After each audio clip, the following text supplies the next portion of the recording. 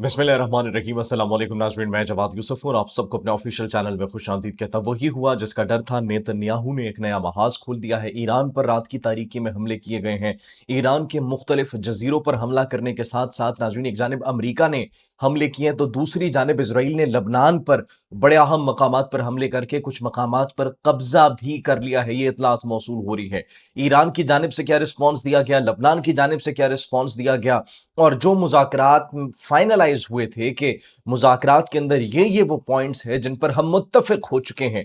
अब Donald Trump की जानिब से एक यू टर्न लिया गया है और वो मुज़ाकरात का जो मुसव्वदा तैयार किया गया था वो दोबारा से भिजवा दिया गया है ईरान को। What is the reason behind this? Reason इसके पीछे बड़ी सिंपल है नाज़रीन। हमने बारहा आपको कहा कि नेतन्याहू जंग को प्रोलॉन्ग करना चाहते हैं, लेकिन अमेरिका इस जंग को रोकना चाहता है, खत्म करना चाहता है, क्योंकि वो अब मजीद इस जंग का बोझ बर्दाश्त नहीं कर सकते।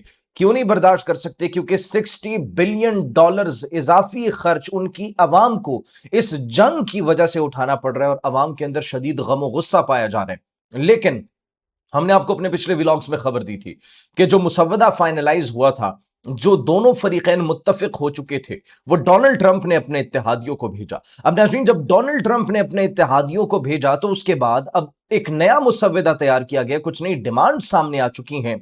और वो डिमांड्स किसके कहने पर आई होंगी, वो डिमांड्स क्यों आई होंगी, ये आगे चलकर आपको बताएंगे, आपको बखूबी अंदाजा भी होगा। लेकिन इसके साथ साथ पाकिस्तान ने भारत को भी नाज़रीन बड़ा एक तगड़ा जवाब दिया है, रिस्पॉन्स दिया है। पाकिस्तानी रॉकेट फोर्स जो है उसके नए कमांडर आते हैं, वो ललकारते हैं भारत को कि सेकंड्स के अंदर फैसला किया जाएगा। पाकिस्तान के इस ऐलान की देर ही थी कि भारत के अंदर एक बड़ी अहम पोस्ट पर से बंदा फारिग कर दिया जाता है और एक नए बंदे को अपॉइंट कर दिया जाता है, एक आला तरीन अफसर। नाज़रीन, बड़ी पोस्ट थी, लेकिन नाज़रीन अब इसके पीछे जो वजूहात हैं वो हम आपको बताएंगे। और पाकिस्तान एयरफोर्स ने भी एक सरप्राइज तैयार किया है। बहुत जल्दी एक खतरनाक हथियार भी पाकिस्तान एयरफोर्स इंडक्ट करने वाली है, जिससे पाकिस्तान की कैपेबिलिटीज मजीद बढ़ जाएंगी। ईरान की जानिब से फिर जवाबी रिस्पॉन्सेज जो दिए गए, मशरिक़ वस्ता के अंदर मुख्तलिफ मकामात को निशाना बनाया गया और इस मरतबा जो खुफिया बेसिस थी जहां से ऑपरेट किया जा रहा था, जो इसराइल जहां से ऑपरेट कर रहा था, जो अमेरिका जहां से ऑपरेट कर रहा था, उन बेसिस को न सिर्फ निशाना बनाया गया बल्कि इसके साथ साथ आबनाए हरमस पर और उन जजीरों पर हमला करने के लिए जिन ड्रोन्स को भेजा गया था, उन ड्रोन्स को भी तबाह और बर्बाद करने की इतलात मौसूल हो रही है। नाज़रीन, इन तमाम तर डेवलपमेंट्स पर, मशरिक़ वस्ता की बदलती हुई सूरत हाल पर आज हम बात करेंगे। और फिर नाज़रीन एक बड़ी अहम डेवलपमेंट यह भी है कि पाकिस्तान और चाइना के दरमियान सी पैक 2.0 का आगाज होगा और इस हवाले से बड़ी इंपॉर्टेंट इंफॉर्मेशन यह मौसूल हुई है कि this is going to be the world's largest project. गुर्बत का न सिर्फ खात्मा करेगा बल्कि इसके साथ साथ लाखों नौकरियां भी प्रोड्यूस करेगा। And this is going to be a game changer for Pakistan. कैसे, क्या प्रिडिक्शन की गई है, क्या स्टेटमेंट और कैसे जॉब्स की प्रोडक्शन होगी, उस पर भी नाज़रीन आज हम बात करेंगे। सबसे पहले नाज़रीन सरप्राइज और खुशखबरी से बात करते हैं जो पाकिस्तान एयरफोर्स की जानिब से दिया जाने वाले भारत को। एक यूरोपियन डिफेंस फर्म, उनकी जानिब से यह इंकशाफ सामने आया कि पाकिस्तान बहुत जल्द PL-17 missile, Chinese PL-17 missile वो बहुत जल्द इंडक्ट करने वाला है पाकिस्तान एयरफोर्स। इसका क्या मतलब है? इसका यह मतलब है कि जो हमने लॉन्गेस्ट एयर टू एयर किल किया था वो तकरीबन 200 किलोमीटर के करीब करीब था, 200 किलोमीटर। लेकिन अब भारत को 400 किलोमीटर अपनी सरहदों से पीछे रहना होगा। 400 किलोमीटर। अगर 5-10 किलोमीटर क्या 1 किलोमीटर भी उन्होंने आगे आने की कोशिश की तो इस मर्तबा हम अपना ही रिकॉर्ड तोड़ देंगे। इस मर्तबा 200 नहीं बल्कि 400 किलोमीटर तक भारत को मोहतात रहना पड़ेगा, क्योंकि PL-17 मिसाइल की इंडक्शन बहुत जल्द होने वाली है। इसकी 400 किलोमीटर तक की नाज़रीन रेंज है और ये बड़ा लीथल एक मिसाइल है। ऑन दी अदर हैंड दूसरी खुशखबरी पाकिस्तान के लिए, दूसरी खुशखबरी ये है कि सी पैक 2.0 का जो आगाज होने वाला है नाज़रीन, it is going to be the world's largest project. ये इंकशाफ हुआ है चाइनीज प्रोफेसर विक्टर गाओ की जानिब से और उन्होंने कहा ये पूरी दुनिया के अंदर इससे बड़ा प्रोजेक्ट आज तक कभी नहीं देखा गया होगा। इसका बड़ा एक इंपॉर्टेंट रोल होगा न सिर्फ पाकिस्तान बल्कि चाइना के लिए भी, और ये दोनों ममालिक की न सिर्फ मईशत को मजबूत करेगा बल्कि मिलियंस ऑफ जॉब्स भी प्रोड्यूस करेगा और ये ग्लोबल ट्रेड के लिए एक नया रास्ता खोल देगा। एक ऐसा रास्ता जिस पर पूरी दुनिया पाकिस्तान और चाइना पर डिपेंड करेगी। तो नाज़रीन, हमने आपको पहले खुशखबरियां सुनाई थी, अगर ऐसा हो जाता है तो आफ्टर दैट बहुत सी चीजें सस्ती हो जाएंगी।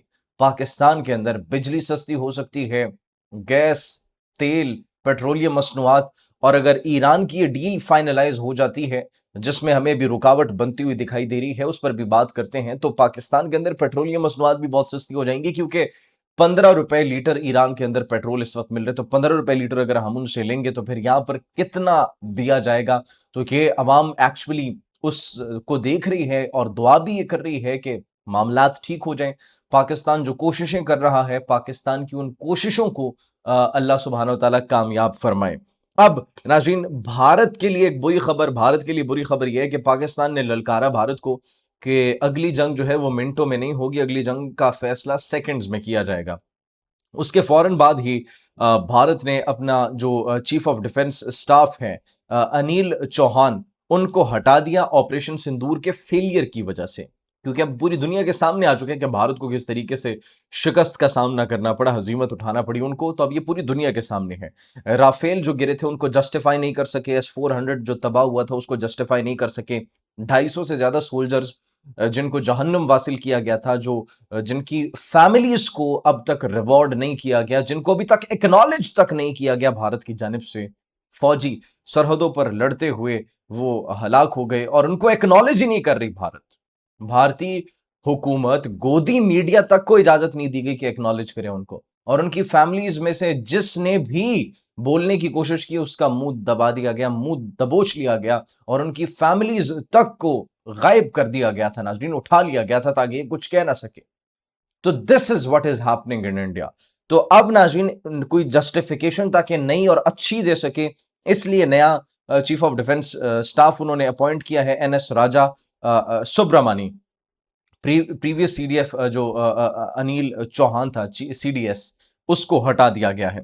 अब नाज़रीन, अगर मशरिक़ वस्ता की बात करें, ईरान पर हमलों की बात करें, तो सबसे पहले आपको बताते हैं कि जो डोनाल्ड ट्रंप ने मुसव्वदा वापस भेज दिया और कहा है कि एक नया मुसव्वदा तैयार किया जाए। कौन कौन से पॉइंट्स पर कंसर्न है उनको? 2 पॉइंट्स एज यूजुअल जो हमने काफी दफा डिस्कस किए हैं, आबनाए हरमुज़, and the second one is nuclear.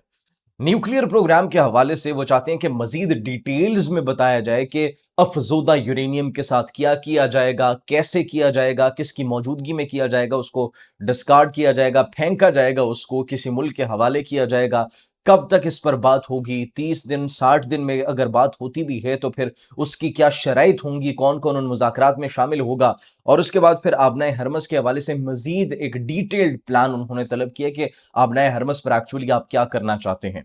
अब एक तरफ हमने ये देखा कि डोनाल्ड ट्रंप की जानिब से मजीद डिमांड की गई है, ऑन दी अदर हैंड हम ये देख रहे हैं कि ईरान पर और मशरिक़ वस्ता के अंदर इसराइल ने एक नई जंग छेड़ दी है। ईरान पर हमले किए गए, कहां कहां पर नाज़रीन हमले किए गए?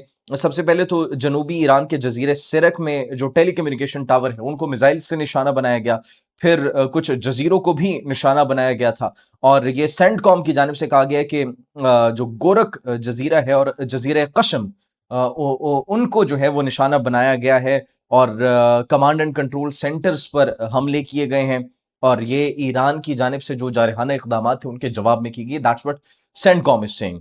अब उसके बाद नाज़रीन जो ईरान ने रिस्पॉन्स दिया है, ईरान ने बिल्कुल रिस्पॉन्स दिया है। ईरान ने रिस्पॉन्स दिया, इराकी कुर्दिस्तान में जो वाक़ई खुफिया बेसिस थी उन पर मिसाइल्स दागे हैं, उनको तबाह करने की इत्तलात मौसूल हो रही है। आबनाए हरमस पर एक अमरीकी ड्रोन भेजा गया था, उसको निशाना बनाने की इत्तलात मौसूल हो रही हैं। जो जजीरों के ऊपर ड्रोन्स भेजे गए थे उनको भी तबाह करने की इत्तलात मौसूल हो रही हैं, और इसके साथ साथ कुवैत के ऊपर भी नाज़रीन हमला करने की इत्तलात मौसूल हो रही है। कुवैत के ऊपर हमले किए गए, और कुवैत के ऊपर हमलों में जो कुवैत की जानिब से कहा जा रहा है कि हमने उन तमाम तर हमलों को नाकाम बना दिया। ये ताज़ा तरीन डेवलपमेंट्स मौसूल हो रही हैं, और ये इसीलिए नाज़रीन सब कुछ किया जा रहा है, ये बिल्कुल एक प्लान्ड है, क्योंकि ये जंग किसी भी तरीके से नेतन्याहू एक्चुअली नहीं चाहते कि खत्म हो, क्योंकि ये जंग अगर खत्म हो गई तो उनका इख्तिदार खत्म हो जाएगा।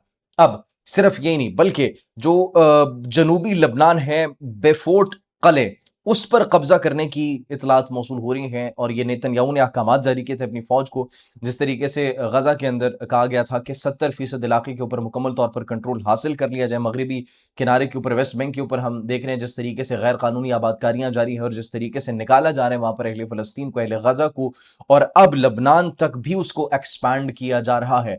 तो यहाँ पर ईरान को एंगेज किया हुआ है और वहाँ पर ग्रेटर इज़राइल का प्लान आहिस्ता-आहिस्ता आगे बढ़ाया जा रहा है।